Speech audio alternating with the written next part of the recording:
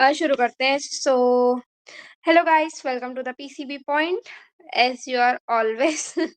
But आज हम करने वाले हैं जल्दी से part 2 of excretion chapter. Excretion इसका पूरा नाम पता है तुम लोगों को? ठीक है, एलिमिनेशन। चलो, हमने आधा चैप्टर पढ़ लिया था। मैंने तुमको क्वेश्चंस भी बहुत सारे करवाए थे जो कि बहुत फ्रूटफुल थे। अब हम शुरू कर रहे हैं फंक्शन ऑफ द टिप्यूल से। ठीक है, मैंने आपको 3 प्रोसेसेस बता दी थी क्या क्या होता है: glomerular filtration, reabsorption and secretion. अब देखो, जो हमारा नेफ्रॉन होता है उसमें अलग अलग ट्यूब्यूल्स होते हैं, जो कि हमने अलग अलग पार्ट होते हैं जो कि हमने डिस्कस किए थे। उसके अब 2 पार्ट बताए थे। एक तो हमने ट्यूब्यूल था और एक और क्या था, ग्लोमेरुलस। ठीक है, तो अब हम यहाँ से शुरू करते हैं ट्यूब्यूल्स को पढ़ना। तो देखो, प्रॉक्सिमल कॉन्वोलेटेड ट्यूब्यूल मैंने आपको बताया था, पी से प्रॉक्सिमल, पी से पास। तो जो बोमेन्स कैप्सूल के पास होता है वो होता है हमारा प्रॉक्सिमल कॉन्वोलेटेड ट्यूब्यूल। अब देखो, यहाँ पे इंपॉर्टेंट चीजें हैं। PCT is line by simple cuboidal brush border epithelium. क्या है? PCT is line by simple cuboidal. Cells याद रखनी है, क्यूबॉइडल सेल्स होती हैं। और कौन सा? Brush border epithelium, which increase the surface area for reabsorption. ठीक है, ब्रश बॉर्डर कैसे बनता है?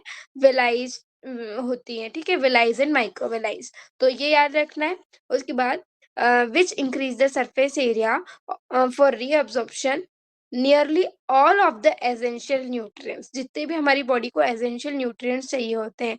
And 70 to 80% of electrolytes. कितना? 70 to 80% of electrolytes and water are reabsorb by this segment. तो ठीक है, पीसीटी का क्या फंक्शन है? 70 to 80% ऑफ इलेक्ट्रोलाइट ये रीअब्सॉर्ब कर लेता है। ठीक है, एंड वाटर भी। PCT also help to maintain. अब पीसीटी और क्या क्या करता है? पीएच मेंटेन करता है, ionic balance of the body fluids maintain करता है बाय सिलेक्टिव सिक्रीशन। अभी देखो, 2 फंक्शन है।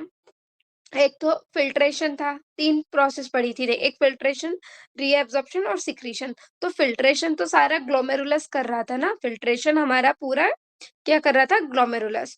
अब बचे हुए 2 चीजें, रीएब्सॉर्प्शन एंड सिक्रीशन। बची क्या चीजें? Reabsorption and secretion. तो वो क्या करेगा? ट्यूब्यूल करेगा। तो हम हर पार्ट में 2 चीजें देखेंगे कि एब्जॉर्प्शन किस किस चीज का हो रहा है, सिक्रीशन किस किस चीज का हो रहा है। तो देखो, पीसीटी में सबसे पहले 70 to 80% of electrolytes and water reabsorbed हो रहे हैं। ठीक है, उसके बाद ये pH and ionic balance of the body fluid को मेंटेन कर रहा है। पर कैसे? Bye the selective secretion of hydrogen ion and ammonia into the filtrate.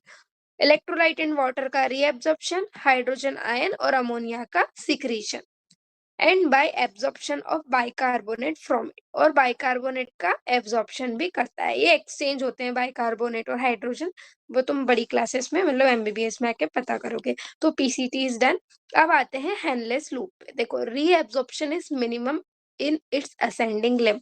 अब हेनलेस लूप के मैंने तुमको 2 लिम्ब बताए थे। ठीक है, पहला जो नीचे आ रहा था वो डिसेंडिंग था, जो ऊपर जा रहा था वो असेंडिंग है। ठीक है, तो देखो, जो इसका असेंडिंग लिम्ब है, मतलब ये वाला, ये जो असेंडिंग लिम्ब है, इसमें रीएब्सॉर्प्शन बहुत मिनिमम होता है। अब ये बात तुमको ध्यान रखना है, अगर उसने ये बोल दिया ना कि reabsorption is minimum in descending limb, तो गलत मत कर देना, असेंडिंग लिम्ब में होता है, याद रखोगे। ठीक है, however this region play a significant role in the maintenance of high osmolarity of medullary interstitial fluid. अब देखो, भले ही इसके असेंडिंग लिम्ब में रीअब्जॉर्प्शन बहुत मिनिमम है, पर ये जो रीजन है, मतलब ये क्या करता है, मेड्यूला जो होता है, कॉर्टेक्स और मेड्यूला 2 चीजें पढ़ाई थी। मेड्यूला की जो हाई ऑस्मोलरिटी होती है उसको मेंटेन करने में हेल्प करता है, वो हम आगे समझेंगे। ठीक है, असेंडिंग लिम्ब में तो होता ही नहीं है। और ये क्या करता है, हमारा ऑस्मोलरिटी मेंटेन करता है। अब आती है हमारी डिसेंडिंग लिम्ब की बात। तो descending limb of loop of Henle is permeable to water but almost impermeable to electrolytes. देखो, ये चीजें तुमको रटने की जरूरत नहीं है। तुमको अभी जब तुम देखोगे ना यूरिन फॉर्मेशन कैसे होगा, तो अपने आप याद हो जाएगा। फिर भी एक बार याद रखो, descending limb of loop of Henle is permeable to water but almost impermeable to electrolyte. This concentrates the filtrate as it moves down. ठीक है? इसकी वजह से क्या होता है कंसंट्रेशन बढ़ता है, क्योंकि अब देखो जैसे-जैसे फ़िल्ट्रेट अंदर आ रहा है, पानी बाहर निकलता जाएगा, तो जैसे-जैसे पानी निकलेगा मोर कंसंट्रेटेड हो जाएगा ना हमारी जो फ़िल्ट्रेट होगा, जो फ़िल्ट्रेट बना था, वो और कंसंट्रेटेड होता जाएगा। तो एक आगे एक चीज़ आएगी, उससे तुम्हें ये लाइन अच्छे से समझ में आएगी, तो अभी इसको थोड़ा-सा होल्ड पे रखो, ठीक है? अब फिर से असेंडिंग लिम्ब की बात आई, the ascending limb is impermeable to water but allow transport of electrolyte, इसका उल्टा है, ठीक है? इसका उल्टा। एक्टिवली और पैसिवली, देखो एक्टिवली भी कर सकता है मतलब with the use of what? ATP, और पैसिवली मतलब सिंपल बिना यूज़ ऑफ एनर्जी से करेगा, ठीक है? Therefore, as the concentrated filtrate passes upward, it gets diluted to the passage of electrolyte to the medullary fluid. अब देखो अ, ये है हमारा बोमेंस कैप्सूल, ठीक है? यहाँ से फिल्ट्रेट आया, फिल्ट्रेट में इलेक्ट्रोलाइट्स भी हैं और वाटर भी है, ठीक है? अब क्या हुआ, ये जो डिसेंडिंग लिम्ब थी, ये वाटर से परमिएबल थी बट इलेक्ट्रोलाइट से इम्परमिएबल थी, तो वाटर बाहर-बाहर मूव कर गया और जो इलेक्ट्रोलाइट था वो नीचे आ गया। तो यहाँ क्या हुआ? ये कंसंट्रेटेड हो गया क्योंकि वाटर तो बाहर निकल गया। अब जो असेंडिंग लिम्ब है, असेंडिंग लिम्ब क्या है? वाटर से इम्परमिएबल है, मतलब जितना बचा-खुचा वाटर है वो अंदर रहेगा, बट इलेक्ट्रोलाइट से परमिएबल है। तो अब इससे क्या होगा? इलेक्ट्रोलाइट बाहर निकल गए और अंदर थोड़ा-थोड़ा वाटर और थोड़े-थोड़े इलेक्ट्रोलाइट बचे। तो जब डिसेंडिंग लिम्ब से आ रहे थे, तो क्या हो रहा था? कंसंट्रेटेड हो रहा था, तो फ़िल्ट्रेट कंसंट्रेटेड हो रहा था, और जब असेंडिंग लिम्ब में जा रहे हैं, तो फ़िल्ट्रेट डाइल्यूट हो रहा है। अब दोनों का चीज़ें समझ में आ गई तुमको? डिसेंडिंग लिम्ब किसके परमिएबल है, इस इससे याद रहेगा। नीचे जाके ये एक चीज़ और आएगी आगे, उससे तुमको परमानेंटली याद रह जाएगा, ठीक है? अब देखो, अब आता है डिस्टल कॉन्वोल्यूटेड ट्यूब्यूल। अब देखो एक वर्ड है मैंने हाइलाइट किया, कंडीशनल, ठीक है क्या? ये करते हैं कंडीशनल रीअब्सॉर्प्शन ऑफ सोडियम। तुम आगे रास मैकेनिज्म पढ़ोगे तो ये रीअब्सॉर्प्शन ऑफ सोडियम और वाटर कब करता है? जब हमारी बॉडी को डिमांड होती है ज़्यादा से ज़्यादा पानी सेव करने की, क्योंकि 70 टू 80% तो पीसीटी रेगुलरली कर ही रहा है ना, पर इसके इसमें लिखा है conditional reabsorption of sodium and water. तो अगर रीअब्सॉर्प्शन मैक्सिमम कहाँ होता है, तो कहाँ, क्या बोलोगे? जल्दी बोलो, मैसेज करो जल्दी से, कहाँ बोलोगे? अगर मैक्सिमम रीअब्सॉर्प्शन ऑफ वाटर की बात करें तो कहाँ होगा? बोलो बच्चों।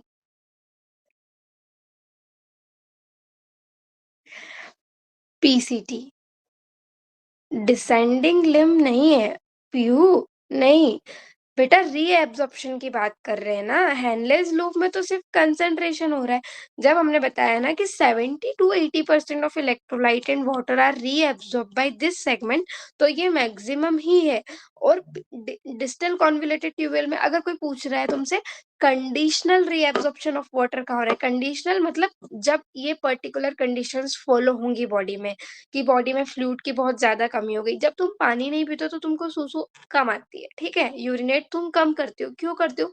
क्योंकि बॉडी को पता है कि अपनी बॉडी में पानी की कमी है, ये गधा पानी नहीं पी रहा है, तो वो क्या करता है, यूरिन को पास नहीं होने देता है। तो 70 to 80% तो रेगुलर बेसिस पे हो ही रहा है, लेकिन फिर वो कंडीशन ऐसी आ गई तो वो क्या बोलता है डीसीटी से, जाओ डीसीटी तुम भी पानी वापस बॉडी में ले लो, तुम भी पानी ले लो। तो डीसीटी क्या करता है, कंडीशनल रीअब्जॉर्प्शन, मतलब बॉडी जब, मतलब जब जो इंसान होता है वो गधेपने दिखाता है ना कि पानी नहीं पी रहा है, तब वो कंडीशन या फिर और भी ऐसी पैथोलॉजिकल कंडीशन होती है जब बॉडी में पानी की कमी हो जाती है, तो ये रीअब्जॉर्प्शन करता है, ठीक है? तो अगर कंडीशनल रीअब्जॉर्प्शन का पूछेंगे तो डीसीटी, और मैक्सिमम रीअब्जॉर्प्शन का पूछेंगे तो पीसीटी। क्लियर है? तो थंब भेज दो, दिल भेज दो और फ्री करो मुझे। ठीक है, good. The ascending limb is impermeable to water, ये हो चुका है, ठीक है? कहाँ है? हाँ, DCT is also capable of reabsorption of bicarbonate. पानी और सोडियम को छोड़ो, और वो क्या कराता है, बाइकार्बोनेट का रीएब्सॉर्प्शन भी कराता है। तो बाइकार्बोनेट का रीएब्सॉर्प्शन करवा रहा था क्या पीसीटी? पीसीटी रीएब्सॉर्प्शन करवा रहा था बाइकार्बोनेट का या नहीं? जल्दी।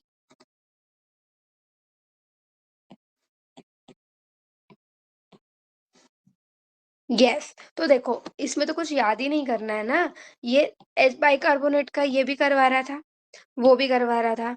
हाइड्रोजन का सीक्रेशन पीसीटी भी करवा रहा है, डीसीटी भी करा रहा है।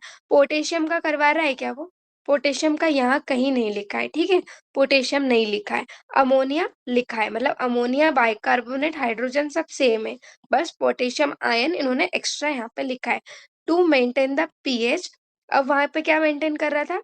पीएच और आयनिक बैलेंस। लेकिन यहाँ पे उन्होंने पोटेशियम स्पेशली लिखा है, प्लस सोडियम भी यहाँ पे स्पेशली लिखा है। तो यहाँ पे क्या लिखेंगे हम? To maintain the pH and sodium potassium balance. यहाँ पे स्पेसिफिक हो गए ना हम, सोडियम पोटेशियम बैलेंस, और यहाँ पे क्या थे? सिर्फ आयनिक बैलेंस। समझ में आ रहे हो कहाँ खेला वो? खेल गया ना?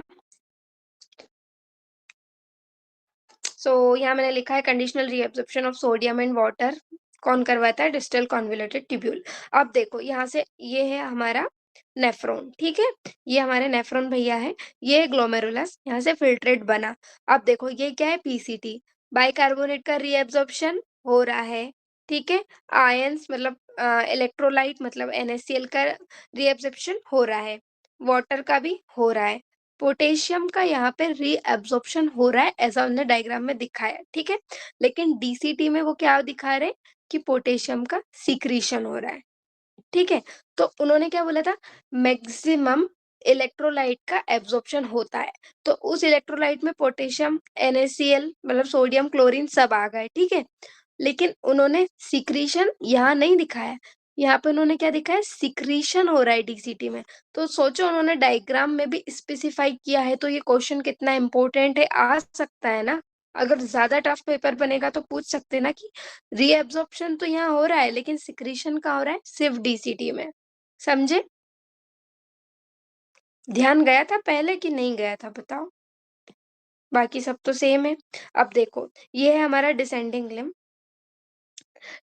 Limb of loop of Henley. देखो एक रिक्वेस्ट है मेरी तुम सबसे, ध्यान से सुनो मेरी बात को। ये सेशन मैं तुम लोगों के फायदे के लिए कर रही हूँ, ठीक है? तो तुम जितने ज़्यादा लोग आओगे ना, उतना मुझे अच्छा लगेगा, मुझे मोटिवेशन मिलेगा और मैं कुछ अच्छा करना चाहूँगी, ठीक है?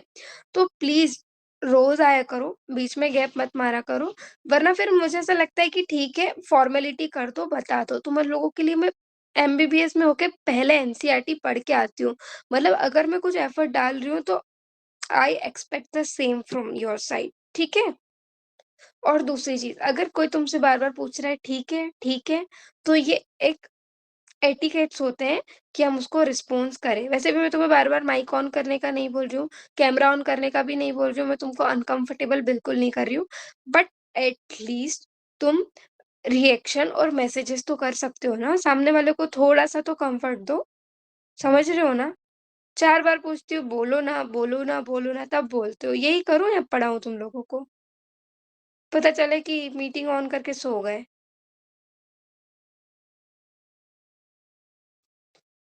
Still no response. गधे बच्चे हो तुम लोग। ठीक है, चलो descending limb of loop of Henle है, यहाँ पे देखो।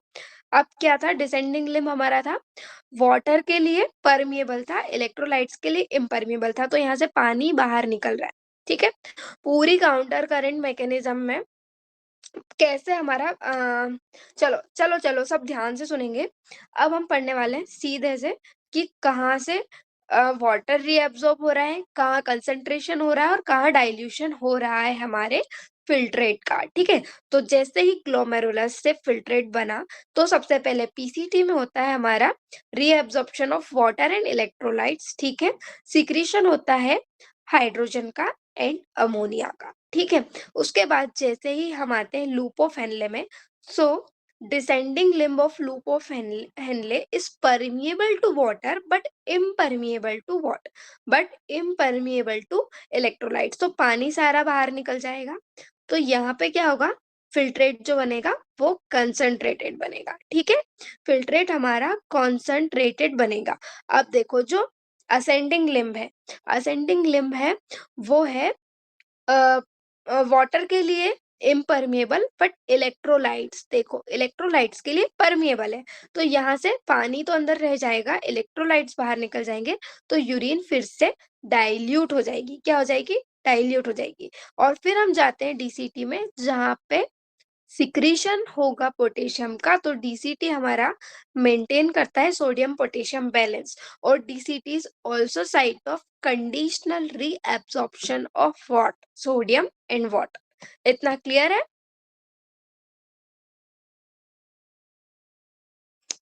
गुड। चलो अब है एक नई चीज बताऊंगी, अभी इसको छोड़ो, पढ़ेंगे तब बताएंगे। तो अब आते हैं हम कलेक्टिंग डक्ट पे। तो this long duct extend from the cortex of the kidney. ठीक है, अब देखो कलेक्टिंग डक्ट कॉर्टेक्स से ही एक्सटेंड करता है, मतलब कॉर्टेक्स में भी कलेक्टिंग डक्ट का पार्ट है। ठीक है, to the inner part of the medulla. कहाँ तक जाता है? मेड्यूला तक। देखो ये जो हमारा लूप ऑफ हेनले है ना, ये maximum loop of Henley maximum हमारा मेड्यूला में होता है। ठीक है, ये ग्लोमेरुलस पीसीटी डीसीटी सब कॉर्टेक्स में प्रेजेंट होते हैं। लूप ऑफ हेनले हमारा मेड्यूला में होता है, साफ साफ दिख रहा है बच्चों। और कलेक्टिंग डक्ट कॉर्टेक्स से एक्सटेंड करती हुई मेड्यूला तक जाती है। जो चीज उसने बनाई है वही लिखी है, तो अगर तुम डायग्राम को आराम से पढ़ोगे, डायग्राम को अगर अच्छे से पढ़ोगे तो सब समझ में आएगा। ठीक है, चलो अब आते हैं कलेक्टिंग डक्ट के बाद large amount of water could be reabsorb. देखो यहाँ से भी बहुत सारा अमाउंट ऑफ वाटर रीअब्सॉर्ब हो सकता है to produce a concentrated urine. तो reabsorption of water collecting tubule में होता है या नहीं होता है? पीसीटी में भी होता है, डीसीटी में भी होता है और कलेक्टिंग ट्यूब्यूल में भी होता है। तीनों की खासियत क्या है? पीसीटी में 70 to 80% होता है, डीसीटी में कंडीशनल रीअब्सॉर्प्शन होता है और collecting collecting my fault collecting duct, okay, collecting duct में भी लार्ज अमाउंट ऑफ वाटर हो सकता है। This segment allow passage of small amount of urea. बहुत इंपॉर्टेंट बात है, ध्यान देना, क्वेश्चन पूछूंगी।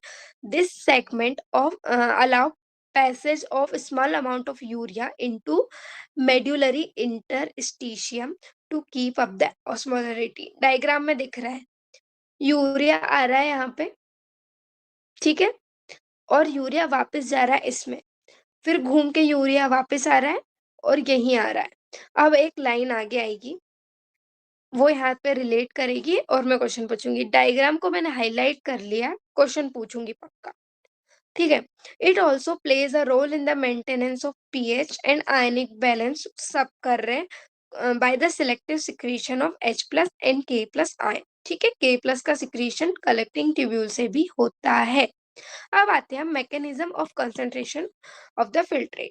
देखो mammals have the ability to produce a concentrated urine, जैसा कि मैंने बताया था कि फिल्टर 180 लीटर पर डे होता है, पर इतनी सुसु हम जाते नहीं है। ठीक है, इतना यूरिनेट हम करते नहीं है, तो मतलब कुछ ना कुछ वापस रीअब्सॉर्ब हो रहा है और कंसंट्रेशन ऑफ यूरिन हो रहा है। अब देखो the Henle's loop and vasa recta play a significant role in this. कौन कौन दो चीजें करवा रही हैं? हेनलेस लूप और वासा रेक्टा। अभी हमने मेन मेन इन सारी चीजों का पढ़ लिया था, अब हेनलेस लूप और वासा रेक्टा का खेल अब आया है। देखो the flow of filtrate in the two limbs of Henle's loop is in opposite direction, thus form a counter current। Counter current क्या होता है? तुमने वो देखी छोटी छोटी चीटियां, एक लाइन इधर से आती है एक लाइन इधर से आती है, ऐसे फिर बीच में मिलती हैं, गलत साइन दे दिया, बीच में मिलती है फिर जाती है। ठीक है, तो एक चीज इधर से आ रही है और एक चीज इधर से आ रही है लाइन में, उसको हम बोलते हैं काउंटर करंट। देख करंट तो करंट मतलब होता है बहाव, एक टाइप का फ्लो।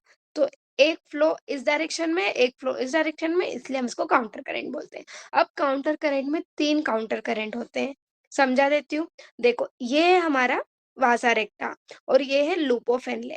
अब इन दोनों को देखो तो ये ascending limb of loop of Henle है और ये है डिसेंडिंग लिम्ब ऑफ वासा रेक्टा, क्योंकि इसमें नीचे आ रहा है और इसमें ऊपर जा रहा है। ठीक है, तो इन दोनों के बीच में काउंटर करंट हुआ कि नहीं?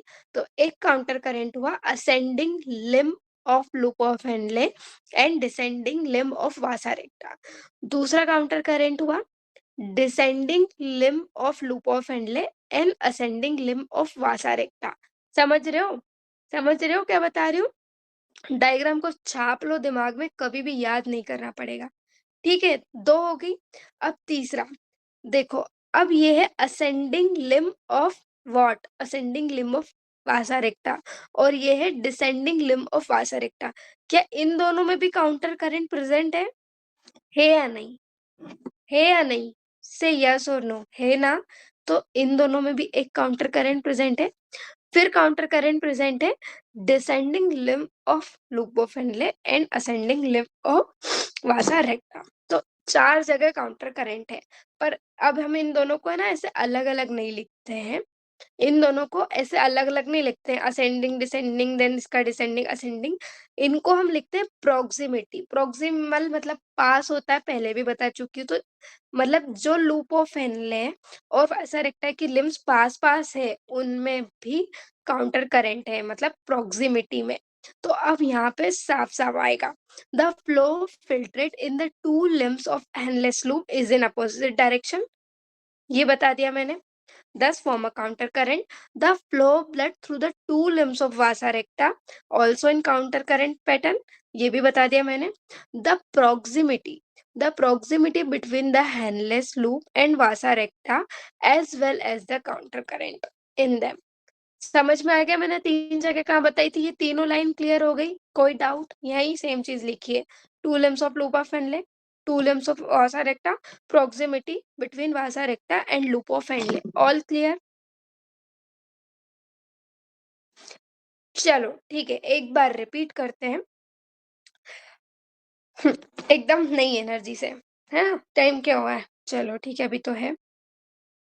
सो गाइस, मैं तुमको बताऊंगी काउंटर करंट कहाँ-कहाँ होता है और काउंटर करंट कितनी जगह पे हम लोगों को मिल रहा है in the Vasa रेक्टा and loop of Henley. तो पहले देखो, सबसे पहला तो ये हमारी descending limb of loop of Henley and ascending limb of loop of Henley. अब इन दोनों में flow of the filtrate opposite direction में, तो ये हुआ एक काउंटर करंट। सेम अगर ब्लड का फ्लो देखे ascending limb of Vasa रेक्टा and descending limb of वासा रेक्टा, तो ये भी अपोजिट डायरेक्शन में है, तो ये हुआ एक काउंटर करंट। फिर अगर हम प्रॉक्सिमिटी की बात करें, मतलब ascending limb of Vasa रेक्टा and descending limb of loop of Henley, तो ये भी अपोजिट डायरेक्शंस में है, तो ये हुआ एक काउंटर करंट। एंड सिमिलरली इधर हुआ, तो 3 जगह पे हम काउंटर करंट बोलेंगे, that is 2 limbs of loop of Henle, 2 limbs of vasa recta, I am sorry, and proximity between vasa recta and loop of Henle. I hope it is very very clear as given in NCERT. चलो आगे बढ़ते हैं। देखो अब इससे क्या होता है, help in maintaining and increasing osmolarity toward the inner medullary interstitium. अब देखो ये क्या करता है कि मेड्यूला में जो, ये देखो ये कॉर्टेक्स है, ये मेड्यूला है। अब यहाँ पे जो कंसंट्रेशन रहता है ना ऑस्मोलरिटी का, वो होता है 1200 मिलीमोल और मिली ऑस्मोल, और यहाँ होता है लगभग 300। तो यहाँ पे कंसंट्रेशन ज्यादा है, तो ये जो काउंटर करंट होता है ना, इसी की वजह से यहाँ पे कंसंट्रेशन ज्यादा होता है, और ये जो काउंटर करंट होता है यही कंसंट्रेशन मेंटेन करता है। ठीक है, तो अगर कोई पूछे कि किस वजह से होता है, तो तुमको पता है, उसके बाद तो एक क्वेश्चन आने ही वाला है तुम्हारे लिए। अब देखो मैंने बता ही दिया कि 300 यहाँ होता है और 1200 इनर मेड्यूला में होता है। अब देखो, this gradient is mainly caused by NaCl and urea. This gradient is mainly caused by NaCl and urea, और कहाँ दिखाया था? समझे? समझे कि नहीं समझे? समझ गए तो रिएक्ट कर दो और समझ में आएगा आगे। देखो कहा था NaCl। NaCl is transported by the ascending limb of Henle's loop। रटने की जरूरत नहीं है, सब डायग्राम में देखेंगे। ascending limb of Henle's loop यही है, यही है। ठीक है, अब मैंने क्या बताया था, ascending limb of Henle's loop is permeable to what? ascending limb is permeable to electrolyte, तो NaCl इससे बाहर निकलेगा, यही लिखा है। सेम चीज लिखिए। ठीक है, उसके बाद लिखा है which is exchanged with the descending limb of vasa recta। NaCl यहाँ से निकलेगा बेटा, और कहाँ जाएगा? डिसेंडिंग लिम्ब ऑफ वासा रेक्टा में घुस गया इधर जाके। ठीक है, यही का यही उसने चेंज कर लिया। ठीक है, अब देखो NaCl is returned to the interstitium by the ascending portion of vasa recta। अब ये यहाँ आया आया आया, और NaCl को वापस इंटरस्टिशियम में छोड़ दिया, ठीक है? अगर ये बाहर नहीं निकालता, तो NaCl तो बाहर चला जाता यूरिन में, जाता या नहीं? अगर असेंडिंग लिम्ब इसको इधर नहीं भेजता, तो NaCl तो वापस मतलब बाहर चला जाता यूरिन में, और अगर NaCl यूरिन में चला जाता, तो यहाँ की जो 1200 ऑस्मोलरिटी थी, वो मेंटेन रहती? वो तो कम हो जाती ना, जितना NaCl बाहर जाता, यहाँ पे कंसंट्रेशन उतना कम हो जाता। समझ में आया? तो ये जो असेंडिंग लिम्ब रहता है, वो इसको इधर भेज देता है, और ये यहाँ से यहाँ लाता है और डबल से यहीं छोड़ देता है। इसलिए ये मेंटेन करके रखते हैं osmolarity of the medullary interstitium. देखो, similarly small amount of urea enter the thin segment of ascending limb. देखो, ये थिक सेगमेंट है ऊपर, ये है thin segment, small amount of urea thin segment में एंटर कर रहा है। जो डायग्राम में बना है वही लिखा है, इसलिए डायग्राम अच्छे से पढ़ो, ठीक है? which is transported back to the interstitium by the collecting tubule। वो भी मैंने तुमको बता ही दिया है कि यहाँ से इंटरस्टिशियम में आता है, असेंडिंग लिम्ब में आता है, असेंडिंग लिम्ब कलेक्टिंग डक्ट में ले जाती है और वापस इंटरस्टिशियम में छोड़ देती है। इसको हम बोलते हैं यूरिया रिसाइक्लिंग। क्या बोलते हैं? यूरिया रिसाइक्लिंग, ठीक है? अब देखो, the above describe transport of substance facilitated by the special arrangement of Henle's loop and vasa recta, and it is called counter current mechanism. This mechanism help to maintain a concentration gradient in the medullary interstitium. Presence of such interstitial gradient help in easy passage of water from the collecting tubule, thereby concentrating the filtrate, और उससे बनती है urine. And human kidney can produce nearly कितना time? 4 time concentrated than initial filtrate form। Clear हुआ? Counter current में कुछ problem हो तो बताओ। वैसे तो मेरे को एनसीईआरटी रीडिंग करवानी थी, पर मैंने तुमको काउंटर करंट पढ़ा दिया है। फिर भी तुम मेरी क्लास में नहीं आओगे, मुझे पता है, क्योंकि तुमको फ्री की चीजें हजम नहीं होती है। इस डायग्राम में कुछ भी नहीं है, ये पूरा का पूरा नेफ्रॉन है। ये डायग्राम समझ नहीं आता है, ठीक है? ये पूरा का पूरा नेफ्रॉन है, और ये है वासा रेक्टा, ठीक है? अब इस वासा रेक्टा को ऐसा का ऐसा उठा के इधर रखना है, जैसे मैंने उधर बनाया ना, ऐसा। इनने साथ में बनाया नहीं है, बस। पूरा डायग्राम मैं ऐसा करके तुमको समझा चुकी हूँ, ठीक है? समझ गए? अब देखो, वो तुमसे क्या पूछ सकता है? रेशियो, काय का रेशियो पूछ सकता है? मतलब क्वेश्चन दे सकता है कि मेड्यूला और कोर्टेक्स की ऑस्मोलरिटी का रेशियो क्या है? ठीक है, छुपा देती हूँ। मेड्यूला और कॉर्टेक्स की ऑस्मोलरिटी का रेशियो बताओ। मेड्यूला इज टू कॉर्टेक्स की ऑस्मोलरिटी का रेशियो बताओ, जल्दी बताओ। हर्ष, हर्ष, हर्ष नाम है ना? हर्षिता, सॉरी याद नहीं पड़ा मैंने। प्रांजल, हर्षिता, पीहू, सागरिका, ताजमा नहीं आई क्या आज? 4:1 प्रांजल, 4:1। Good good good good good, वाह यार, तुम तो अच्छे बच्चे हो। ताजमा आई है। जग्गू, हाय जग्गू, कैसे हो? 4:1, वेरी गुड। मैंने जानबूझ के इसलिए दिखाया था, पर तुम लोग तो बहुत समझदार हो यार। I am proud of you. चलो, गुड गुड गुड, दिल जीत लिया मेरा। अच्छी हो? ठीक है, अच्छे ही रहना, क्लास में आते रहना, पढ़ते रहना। चलो, 2 पेज और बचे, फटाफट खत्म करेंगे। अब आते हैं हम रेगुलेशन ऑफ किडनी फंक्शन पे। मजा आ रहा है? मजा आ रहा है या नहीं?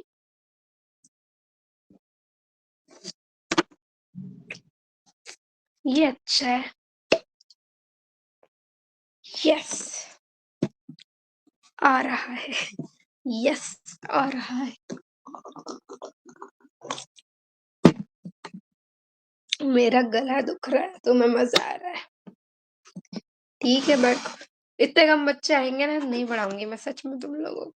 पढ़ाऊंगी, पर लाओ यार तुम्हारे दोस्तों को बुला के। देखो, नॉन पीसीबी वाले भी ज्वाइन कर सकते हैं, कोई दिक्कत नहीं है।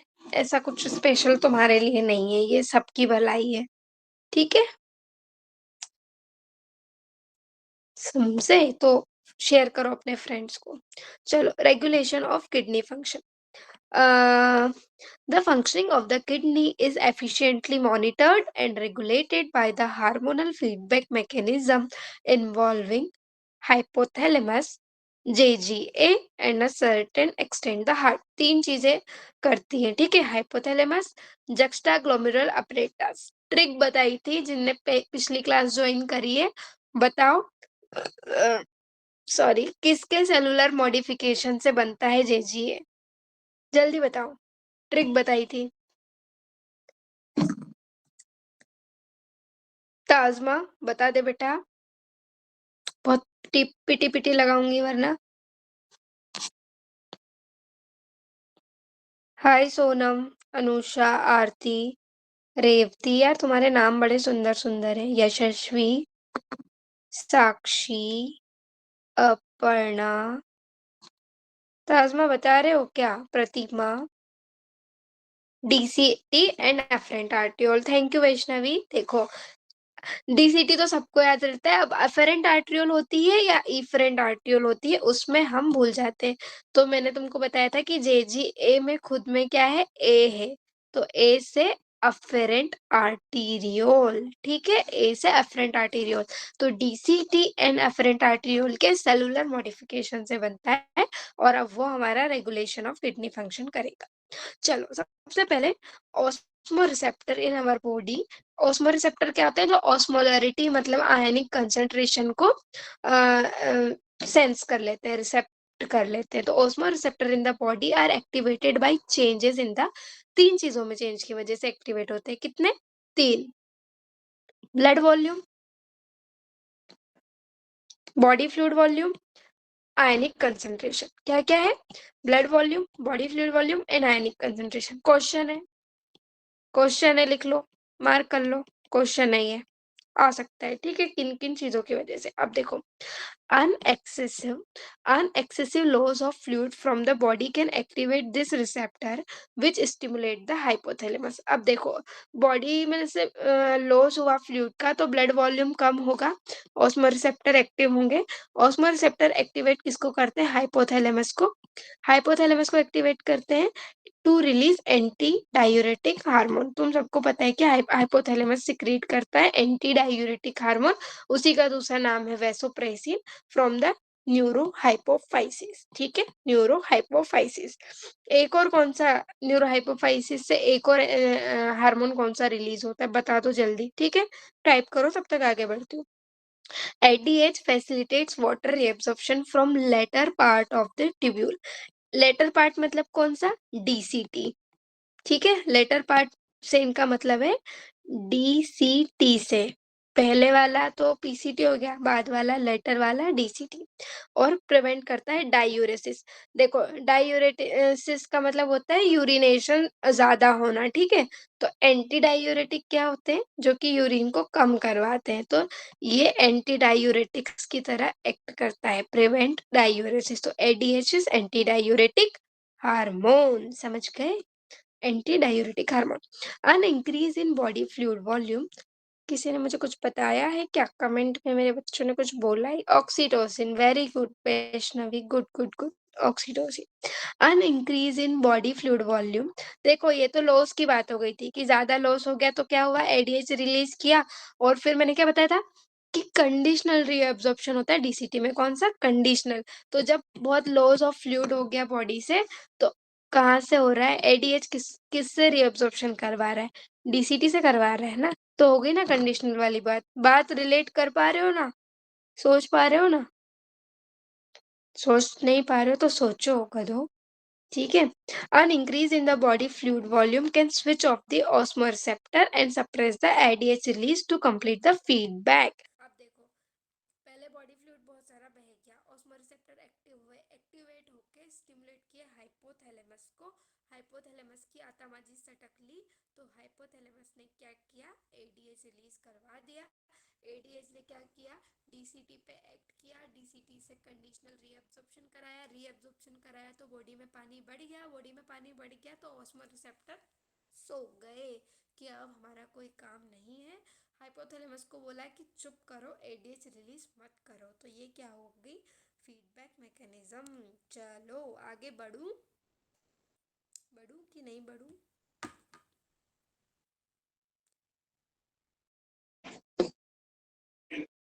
Thank you, thank you. ये बच्चे लेफ्ट क्यों हो रहे हैं और जॉइन क्यों हो रहे हैं बार-बार लेफ्ट जॉइन ले वॉइस नहीं आ रही? और किसी को प्रॉब्लम है क्या वॉइस का? और कोई है जिसको वॉइस का प्रॉब्लम है? पीहू नहीं, साक्षी को तो आ रही है। पीहू नहीं आ रही, अब आ रही है, अब आ रही है, अब आ रही है, ठीक है। बीच में रुक गई थी क्या? पहले नहीं आ रही थी। अरे यार, मैंने इतना अच्छा जो बोला उसमें तो वॉइस ही नहीं आई। फिर से बोलूँ क्या? फिर से बोलूँ क्या? चलो ठीक है, फिर से बोलती हूँ। बॉडी से फ्लूइड का वॉल्यूम लॉस होता है, बॉडी से फ्लूइड का वॉल्यूम लॉस हुआ तो ऑस्मो रिसेप्टर हमारे एक्टिवेट हो जाते हैं। ऑस्मो रिसेप्टर एक्टिवेट होके हाइपोथैलेमस को कहते हैं कि भाई एडीएच रिलीज कर। हाइपोथैलेमस की आत्माजी सटकती है, वो एडीएच रिलीज करता है। एडीएच रिलीज करके वो एक्ट करता है काइप पे डीसीटी पे। डीसीटी क्या कराता है? कंडीशनल रीअब्सॉर्प्शन ऑफ वाटर करवाता है। तो बॉडी में फिर से फ्लूइड आ जाता है और ऑस्मोरिसेप्टर सो जाते हैं और बोलते हैं हाइपोथैलेमस को कि भाई एडीएच का रिलीज अब रोक दे, और इसको हम बोलते हैं फीडबैक मैकेनिज्म। चलो, अब ये तो हो गया हाइपोथैलेमस का। क्या 3 चीज़ें क्या बताई थी मैंने? हाइपोथैलेमस, जेजीए और हार्ट। तो हाइपोथैलेमस का क्लियर है सबको, क्या करवाया हाइपोथैलेमस ने? अब देखो जेजीए की बात आती है। The JGA plays a complex regulatory role. ठीक है, सिंपल नहीं है, कॉम्प्लेक्स है भाई, देख लो। अब देखो इसमें क्या हुआ? ग्लोमेरुलर ब्लड फ्लो या ग्लोमेरुलर ब्लड प्रेशर कम हो गया। ठीक है, फॉल इन जीबीएफ या जीबीपी, जीएफआर बोले तो उसको। तो देखो ये हुआ कम। ये कब कम होगा? जब बॉडी फ्लूइड वॉल्यूम कम होगा तब। तो अब क्या होता है कि जेजी सेल को सिग्नल जाते हैं, जस्टाग्लोमेरुलर सेल को सिग्नल गए तो वो रेनिन रिलीज करता है। तुम सबको मैं बता चुकी हूँ कि RENNIN वाला रेनिन एंजाइम है और ये सिंगल वाला हार्मोन है। पिछले वीडियो को अगर नहीं देखा है तो यूट्यूब पे अपलोड हो चुका है, जाके देख लो। वहां पे ट्रिक भी बताई थी कि इसको कैसे याद रखना है। दोस हु नोस, ठीक है। Which convert angiotensinogen in blood to angiotensin 1 and further to angiotensin 2। अब देखो क्या हुआ? जीएफआर कम हुआ, जेजी सेल को जाके पता चला, जेजी सेल एक्टिवेट होकर रेनिन रिलीज किए। रेनिन ने क्या किया? एंजियोटेंसिनोजन। रेनिन ने क्या किया? एंजियोटेंसिनोजन एंजियोटेंसिनोजन को एंजियोटेंसिन 1 में और उसको फर्दर एंजियोटेंसिन 2 में कन्वर्ट किया।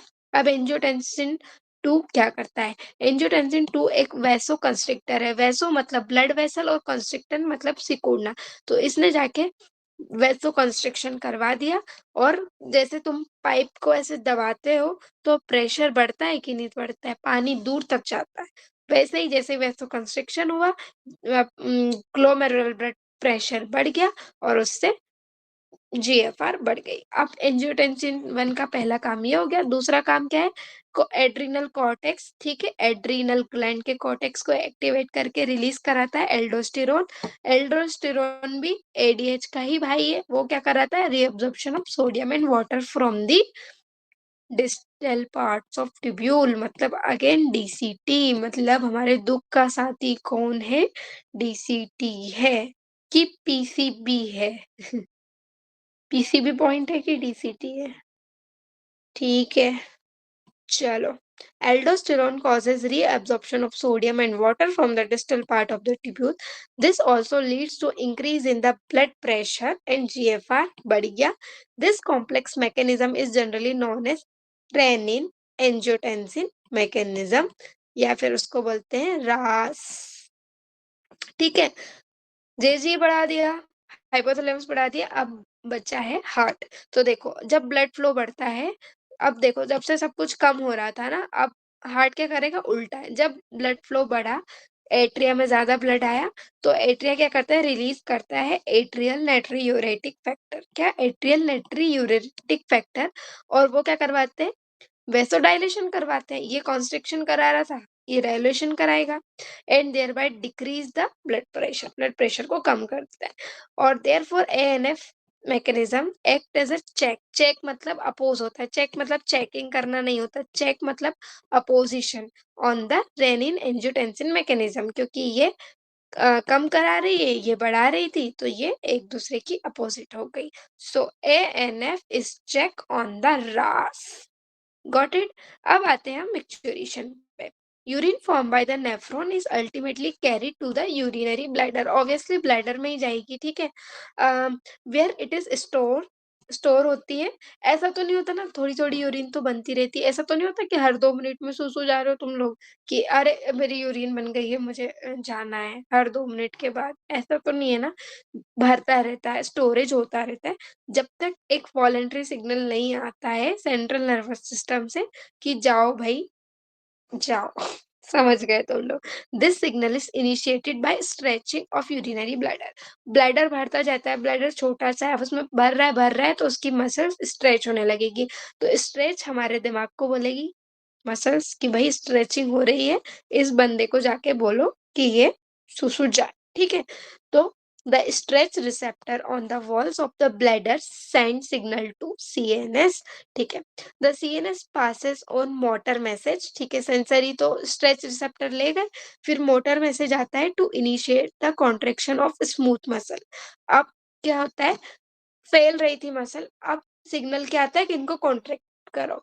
अब तुम आम खाते हो, आम को ऐसे पिचक करके दबाओगे तो ऊपर से जूस निकल आएगा ना आम का, बस वही है। हमारा ब्लैडर कॉन्ट्रैक्ट कर जाता है और यूरिनेट हो जाती है। इतने गंदे एग्ज़ाम्पल दे रही हैं मैम कि आम खाने का मन नहीं होगा अब हमारा, पर ऐसा नहीं है यार, भूल जाना नीट के बाद आम खाते रहना, ठीक है? चलो। देखो गंदे एग्ज़ाम्पल हैं, पर जो गंदी और बेतुकी चीज़ें होती हैं ना, वही याद रह जाती है, बाकी हम भूल जाते हैं, ठीक है? To initiate the contraction of smooth muscle of the bladder. अब देखो, दिन भर तो ब्लैडर खुला नहीं रहता ना, वरना दिन भर सुसु आती रहती। उसमें नीचे एक स्फिंक्टर लगा होता है, ढक्कन, ठीक है? अब यार एक तो ना ज़्यादा पढ़ने की दिक्कत भी यही है। इधर एमबीबीएस में आके पढ़ लेते ना चीज़ें तो बिना तुमको अच्छा बताए रह भी नहीं पाते। देखो ये ब्लैडर है और ये है स्फिंक्टर जहाँ पे पतला हुआ है, ठीक है? अब ब्लैडर भर रहा है, ब्लैडर तो भर गया, ठीक है? ये ब्लैडर की मसल है, तो ब्लैडर की मसल तो कॉन्ट्रैक्ट करेंगी, ब्लैडर की मसल तो कॉन्ट्रैक्ट करेंगी, ये इधर से कॉन्ट्रैक्ट होके इधर आ रही, इधर आ रही, इधर आ रही। लेकिन जब तक ये स्फिंक्टर रिलैक्स होके दूर नहीं हटेगा, ये खुलेगा नहीं, तो यूरिन तो बाहर आएगी नहीं ना। तो यहाँ से होता है contraction of smooth muscle of the bladder and simultaneously उसी time relaxation of urethral sphincter, उनको तो दूर जाना ही पड़ेगा। समझ में आ गया किसका कॉन्ट्रैक्शन किसका रिलैक्सेशन? गुड। चलो। अ causing the release of urine, ये हो गई। The process of release of urine is called micturition, पता है तुमको। एंड द न्यूरल मैकेनिज्म जो रिसेप्टर से लेके सीएनएस तक गई, सीएनएस से मोटर मैसेज आया, फिर उसने कॉन्ट्रैक्शन ऑफ स्मूथ मसल कराया एंड रिलैक्सेशन ऑफ स्फिंक्टर कराया। ये जो पूरा मैकेनिज्म था, रिफ्लेक्स था, उसको हम बोलते हैं micturition reflex.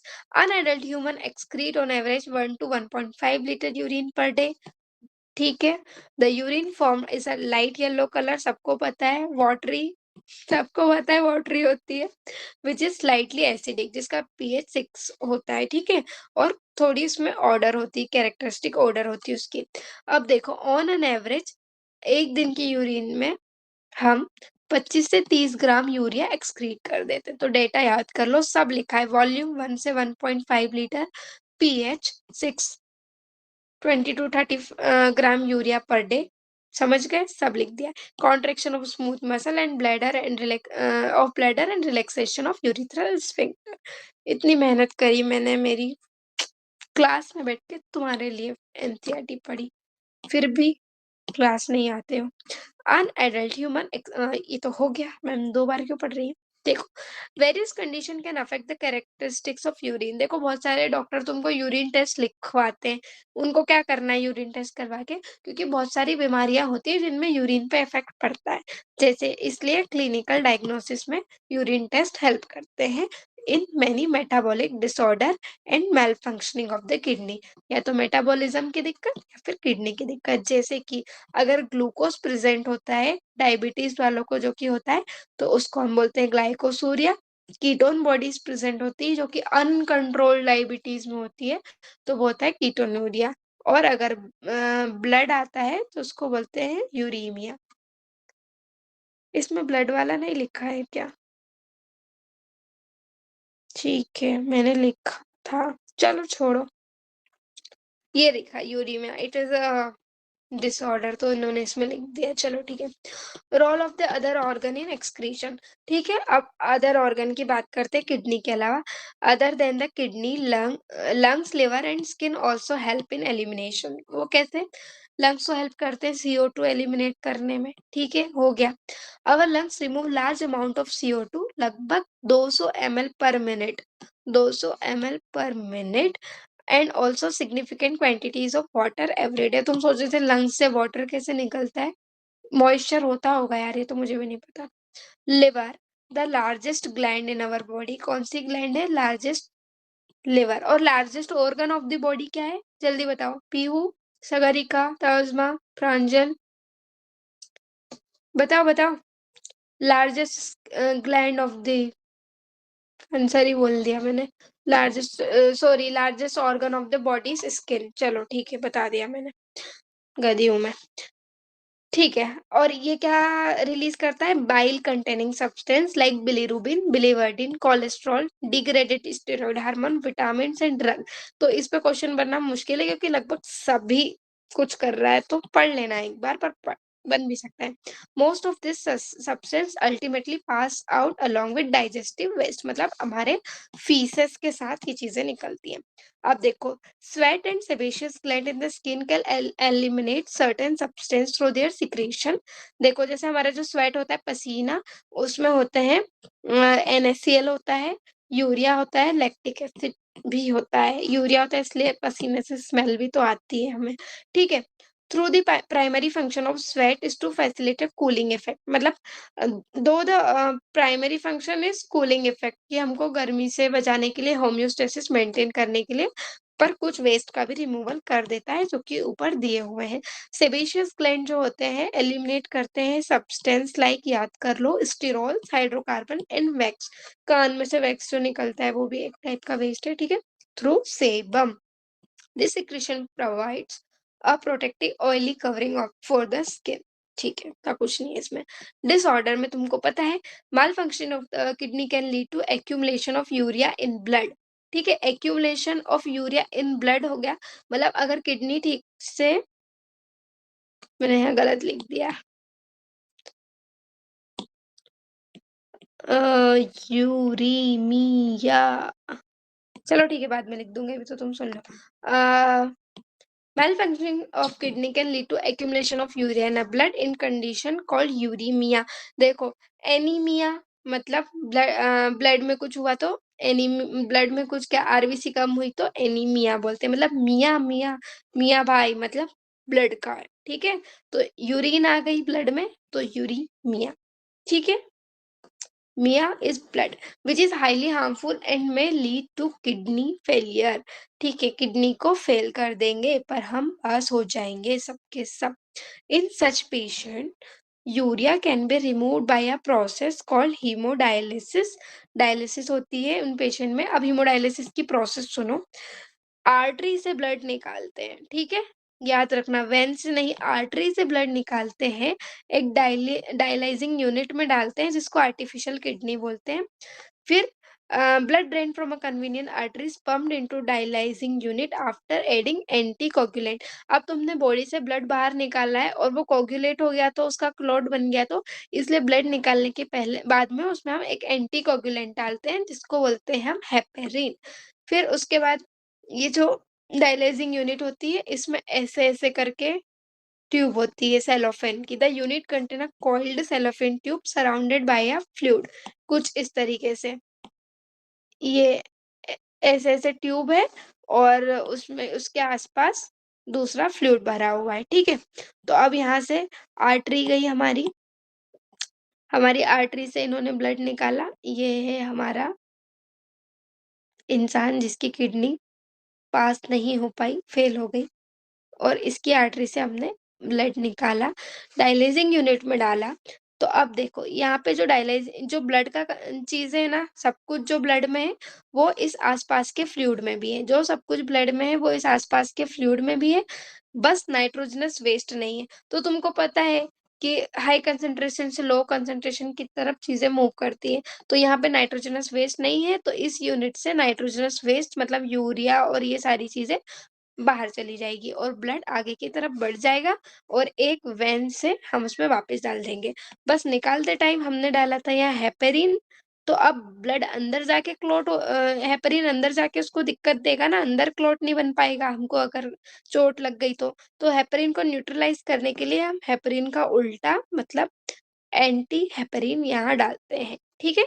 So the unit contain a coiled cellophane tube surrounded by a fluid having the same composition as that of plasma except nitrogenous waste. The pore होते हैं उसमें cellophane membrane of the tube allow the passage of molecule based on the क्या concentration gradient. As nitrogenous waste are absent in the dialysing fluid, this substance freely move and clear कर देते हैं blood को। The clear blood is pumped back to the body through a vein after adding what बताया था मैंने anti heparin.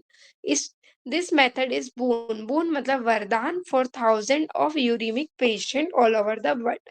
फिर अगली चीज है उसमें किडनी ट्रांसप्लांटेशन। तो किडनी ट्रांसप्लांटेशन भी करवाते हैं। It is also ultimate method for the correction of acute renal failure मतलब किडनी फेलियर। बट इसमें क्या होता है, a functioning kidney is used in transplantation from a donor, preferably a close relative, ताकि reject ना हो, ठीक है, a close relative to minimise its chances of rejection by the immune system of the host. ठीक है, modern clinical procedure have increase the success rate of a such a complicated technique. अब है renal calculi मतलब renal stone होता है, ये insoluble मास होता है, अगर सॉल्युबल होता तो घुल जाता और स्टोन नहीं बनता। ऑफ क्रिस्टलाइज्ड सॉल्ट मतलब ऑक्सेलेट्स का किडनी के अंदर बनता है।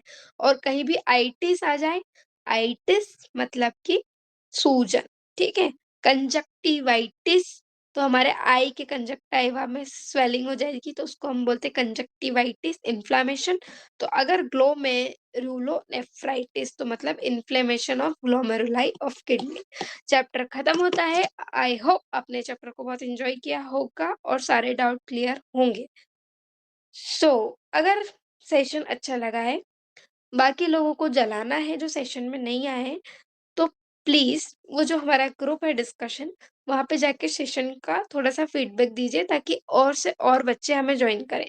प्लीज़, ये तो मैंने कर दिया तुम्हारे लिए, ठीक है? ये तो मैंने तुम्हारे लिए कर दिया, अब मेरे लिए तुम क्या करोगे?